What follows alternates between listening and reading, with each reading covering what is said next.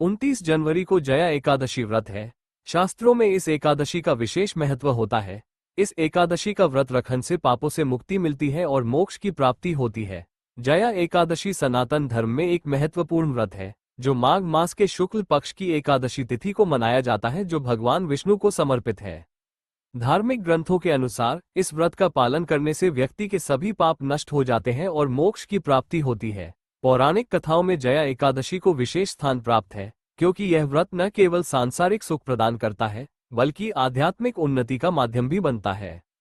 पद्म पुराण और अन्य ग्रंथों में इसका वर्णन मिलता है, जहां बताया गया है कि इस दिन भगवान विष्णु की आराधना से भूत प्रेत जैसी बाधाएं दूर होती हैं और जीवन में शांति व समृद्धि आती है।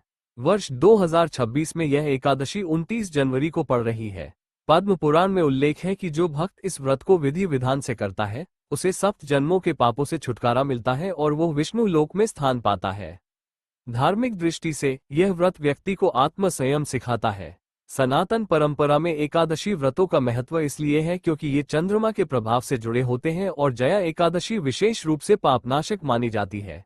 यह व्रत करने से जीवन की हर परेशानी दूर होती है, जैसे रोग, शत्रु बाधा और आर्थिक संकट। भक्तों का विश्वास है कि इस दिन विष्णु जी की कृपा से मनुष्य जन्म मृत्यु के चक्र से मुक्त हो जाता है।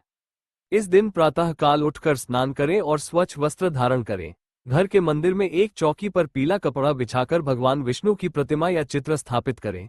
सबसे पहले हाथ में जल लेकर व्रत का संकल्प लें। भगवान को गंगाजल से स्नान कराएं, फिर पीला चंदन लगाएं, पीले फूल, पीले वस्त्र और तुलसी दल अर्पित करें, क्योंकि तुलसी के बिना पूजा अधूरी मानी जाती है। फल, मिठाई, पंचामृत, दूध, दही, घी, शहद और शक्कर का भोग लगाएं। घी का दीपक जलाकर जया एकादशी की कथा पढ़ें या सुनें। कथा में मुख्य रूप से विष्णु जी की महिमा का वर्णन होता है। शाम को दीपदान करें और ओम जय जगदीश हरे आरती गाएं। पूजा सामग्री में अक्षत, धूप, अगरबत्ती, कपूर और नैवेद्य शामिल करें। पूजा के बाद ब्राह्मण या जरूरतमंद को दान दें। पौराणिक कथा के अनुसार स्वर्गलोक में इंद्रदेव के दरबार में माल्यवान नामक एक गंधर्व रहता था, जिसे पुष्पवती नामक अप्सरा से प्रेम हो गया। एक दिन जब इंद्रदेव के दरबार में विशेष आयोजन था, तब माल्यवान और पुष्पवती एक दूसरे में इतने लीन हो गए कि अपने कर्तव्यों की अवहेलना कर बैठे। इंद्रदेव को जब ये पता चला तो उन्होंने क्रोधित होकर दोनों को पिशाच योनि में जन्म लेने का श्राप दे दिया। इस श्राप के कारण वे दोनों मृत्युलोक में भटकने लगे और अत्यंत कष्टमय जीवन जीने लगे। संयोगवश एक दिन जया एकादशी आई और उन्होंने दिन भर अन्न ग्रहण नहीं किया। रात को अत्यधिक कष्ट में होने के कारण वे सो नहीं पाए और भगवान विष्णु के स्मरण में रात जागते रहे। इस तरह अनजाने में ही उनका व्रत पूरा हो गया।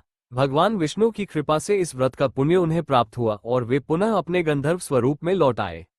व्रत के नियम: दशमी तिथि से ही ब्रह्मचर्य का पालन करें। एकादशी के दिन अन्न, चावल, दाल, मांसाहार, मदिरा और तंबाकू से पूर्णतः दूर रहें।